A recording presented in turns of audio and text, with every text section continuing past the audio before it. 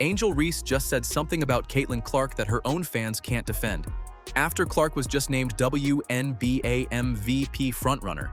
We're talking about it in a minute, word for word. But first you need to see why she snapped. Because Clark didn't just have a good week, she had the kind of week that gets you a 4th Player of the Week award, while Reese misses game-winning layups and blaming everyone but herself. We've got the tantrum, we've got the quote, and we've got the blowout that started it all. Why is Reese so jealous of Caitlyn? Let me know down in the comments below. Angel Reese, part 33! Let's get it! Burn! She's got the yips on wide open layups! Burn! On national TV, Angel Reese did not disappoint. The Chuck and Duck. Bang! It's Angel's Island. Party of one. Nobody around. Bang! Oh, not the crisscross applesauce into the spinaroo. Flippity-doo! Burn! Let's talk about the week that made this whole MVP conversation official. Because the numbers from Clark's run through Portland and Seattle aren't just good. They're the kind that get voted on before the week even ends. She dropped a triple-double on Portland with 26 points, 10 assists, and 10 rebounds, then turned around and put up 32 points on just 14 shots against Seattle. Think about that shooting for a second.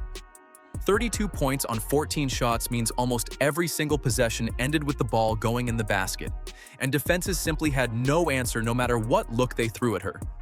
If I had a vote, I would vote for her because nobody touches the ball more than her. The offense goes through her. I saw a stat that was remarkable in WNBA history. She creates either with her assists or with her scoring 40.5 points. 40.5 points is the average of an Indiana Fever game. That's how much she impacts the game.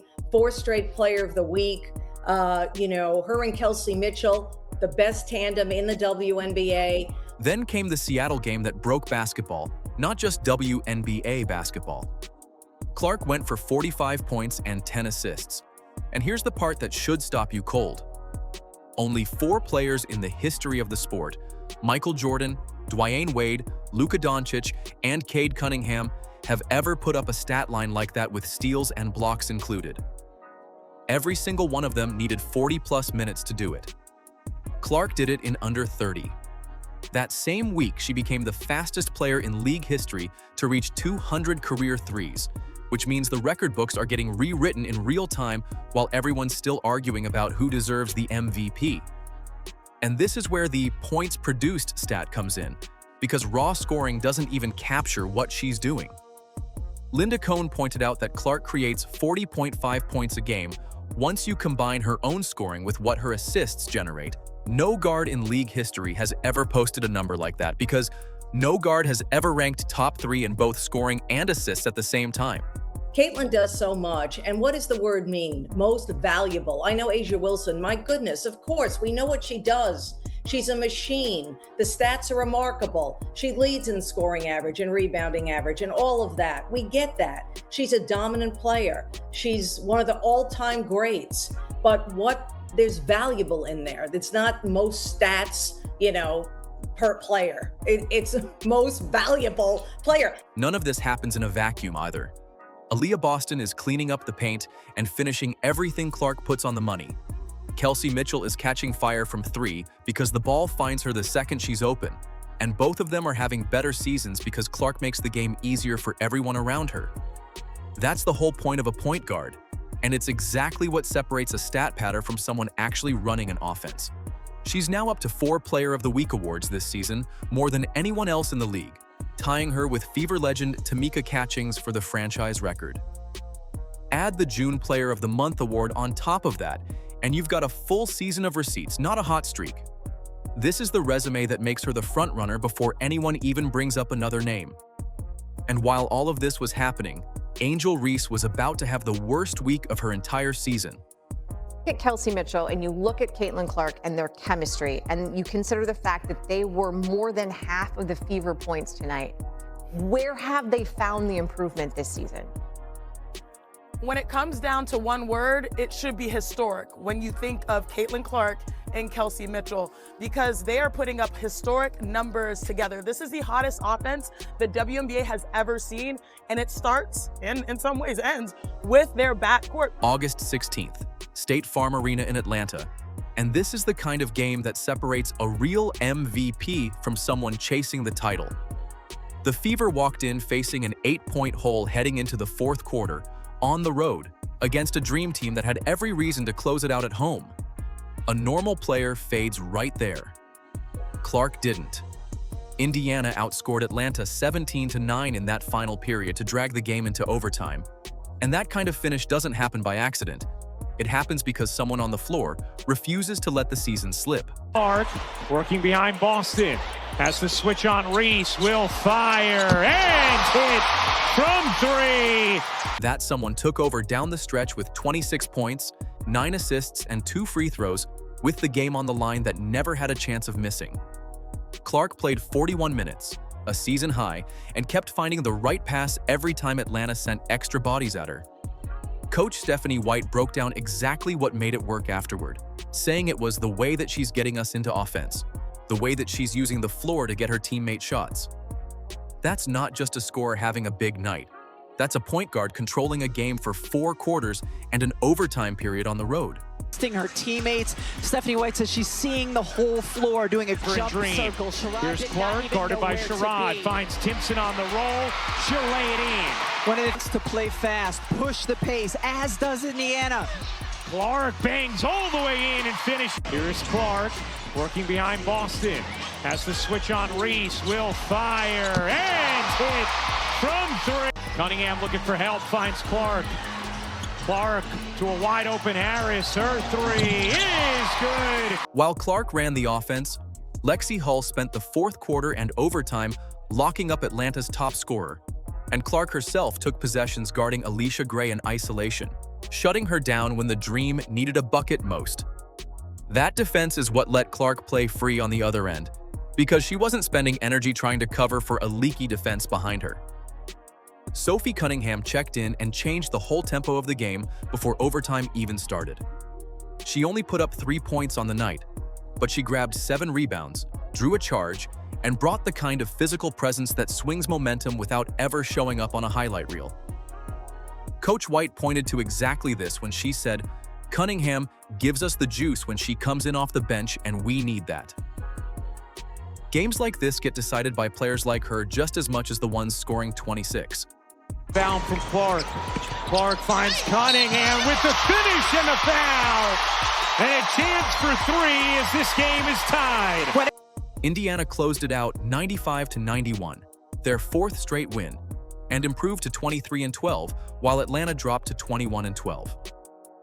This wasn't some random midseason game either. This was a direct shot against the team Angel Reese plays for, on her own floor, in front of her own fans. Clark had a season-high minutes load, delivered in the clutch, and still had the composure to call the performance a B- game, saying the Fever are just really resilient. Her rival's team got beat at home while Clark barely broke a sweat mentally. And while all that was happening in Atlanta, there was another game that same week in Las Vegas that tells its own story, one with a name attached that isn't going to age well. And then Ty said, Cece leaves me in awe. Said, I'm watching her some wheeling, found some space, didn't take, finds Boston in the paint. Basis for this group. Exactly that, making a big impact, bringing energy, bringing a spark off the bench. That same night in Atlanta, the building went dead quiet for a different reason. Down 1, ball in Angel Reese's hands, wide open lane, chance to be the hero in front of her own crowd. The layup rolled off the rim and out, and Indiana escaped with the win in overtime. No one on the Dream bench sprinted over to pick her up. No teammate threw an arm around her. Just silence, the kind that tells you everything before a single post-game quote gets typed up. There's 3 things that's guaranteed in life: death, taxes, and Angel Reese missing crucial layups. And my goodness, she missed it at a perfect time. Thank you, Angel Reese, because now Fever can move up in the standings because of you. You blew it for your dream. Reporters asked about it afterward, and instead of teammates rushing to shield her, they pointed straight at the decision-making and the finishing. Nobody made excuses about a tough angle or a hand in her face. The read in the room was simple. She had the look, she had the space, and she still couldn't finish it. When your own locker room won't cover for you in real time, that tells you more than any stat sheet. 5 seconds. Howard launches.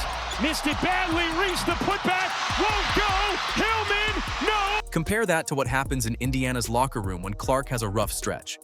Boston and Mitchell don't go looking for a villain. They talk about spacing, about reps, about trusting the work. That's what a team sounds like when it protects its best player instead of feeding her to the media.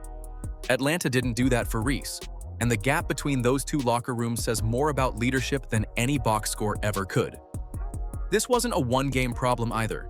Reese has battled finishing issues around the rim all season, blowing bunnies that should be automatic and settling for tough post moves instead of the easy look right in front of her. Missed point-blank shots have shown up in loss after loss, and it's turned into the kind of pattern opposing defenses now plan around, sagging off her and daring her to finish through contact. 3 to shoot. Reese will fire a 3. Hit. Sherrod with Reese leaking out, finds her, and Reese. 4 days later in Las Vegas, the Dream got run off their own floor by 22 points.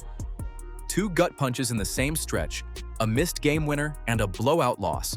And both of them landed on Reese's record at a time when the whole league was watching Clark stack MVP caliber performances one after another.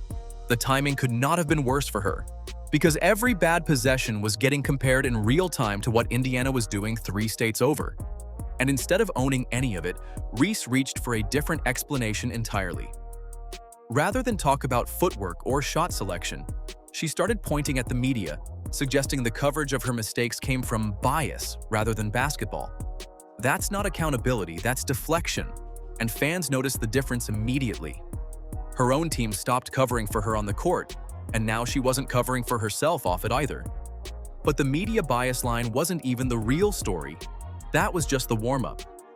What came out of her mouth about Caitlyn Clark next is the part nobody's going to let go of anytime soon. Atlanta continues to own the offensive glass here in the 4th quarter. Great board, just could not convert it. Was pushed under the hoop just enough to not have a great angle. To OT we go. How do you actually measure who the face of a league is? Because it's not just points and rebounds, it's whether people bother to tune in when your name is on the schedule. And by that measure, this isn't close. Games that used to draw a few 100,000 viewers on a random Tuesday are now pulling in millions. The second Clark's name is in the broadcast. Networks that barely bothered to air WNBA games 5 years ago are now fighting over windows to show Fever games, because they know exactly what happens to the ratings when she's on the floor. This isn't one lucky night either. It's a pattern that's shown up on ESPN, on ABC, on Prime, across every platform that's put a camera on her this season. Each one has posted numbers that beat their own previous records for a WNBA broadcast, which means it's not one network getting lucky with a matchup, it's every network cashing in on the same thing. Look at Kelsey Mitchell and you look at Caitlyn Clark and their chemistry, and you consider the fact that they were more than half of the Fever points tonight. Where have they found the improvement this season? When it comes down to one word, it should be historic when you think of Caitlyn Clark and Kelsey Mitchell, because they are putting up historic numbers together. This is the hottest offense the WNBA has ever seen, and it starts, and in some ways ends, with their backcourt. Then you've got the sponsorship side, and this is where the impact goes past basketball completely. Nike, Gatorade, State Farm, all in on Clark, all treating her like the anchor of their sports marketing instead of a role player in it. That's the kind of portfolio you build when brands trust you to move product, not just fill a highlight reel. And this connects straight back to the MVP conversation, because that award has never been just about stats on a page, it's about who the league actually runs through, on the floor and off it. Then came the news that made the gap even harder to ignore. Clark got named a Team USA captain.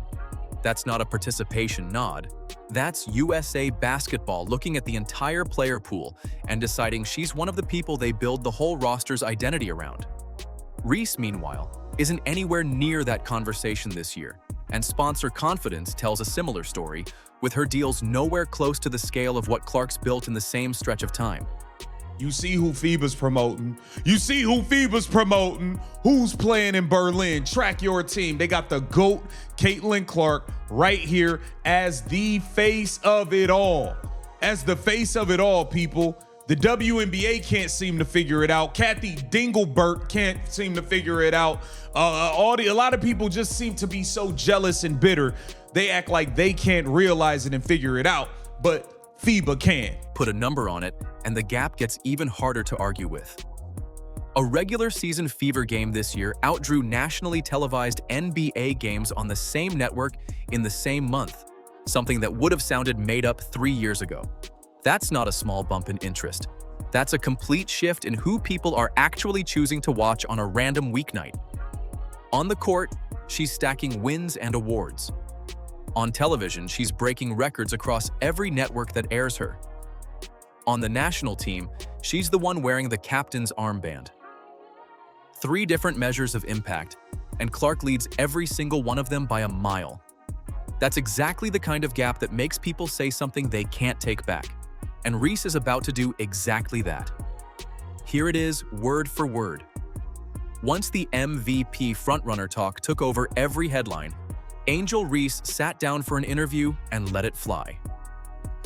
She looked straight at the camera and said, "Caitlyn Clark is privileged," and then followed it up by saying she should be the one getting MVP votes instead. Let's break down what privileged is even supposed to mean here. If she's talking about attention, sure, Clark gets more cameras pointed at her, but that attention showed up because of 45-point triple-doubles and fastest to 200 threes records, not because someone handed it to her. Privilege usually means getting something without earning it, and nothing about a 40.5 points produced average or 4 Player of the Week awards fits that description. If anything, the numbers say the opposite. Clark earned every bit of the spotlight through production that nobody else in the league is matching right now. When the whole country's watching, of course we're getting the patented pray up into a me complain. Bang! Are you a professional basketball player and continuously gallop around like a horsey? Bang! Oh, we're missing the OG brick a 2-footer and then fall to the ground. Oh wait, there it is! Bang! If only she spent more time working on her shot than at the salon. Pecan? Butter pecan! Bang! Angel Reese clutch Jean for the win! Bang! And then there's the claim that she should be the MVP over Clark. Reese's own team just got beat by Indiana in overtime on her own floor, with her missing the shot that would have won it.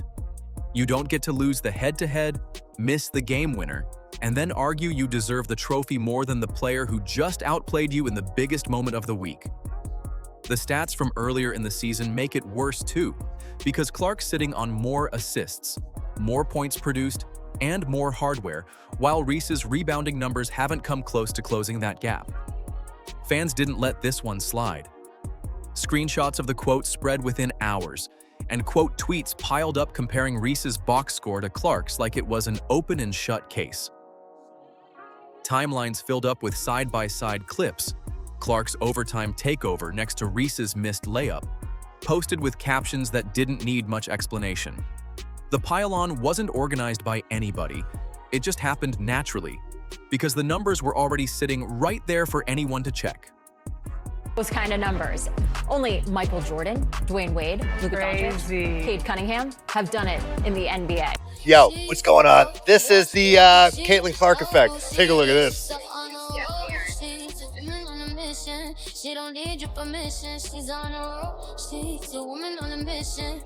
Like, I know Toronto loves themselves a line, but this is next level. Clearly, Toronto's got the fever. Analysts picked it apart too, and more than one pointed out how this plays directly into the narrative that's already following Reese around, the one where she gets painted as difficult instead of focused. Sponsors pay attention to that kind of storyline, and a comment like this doesn't do her any favors when brands are already choosing Clark over her.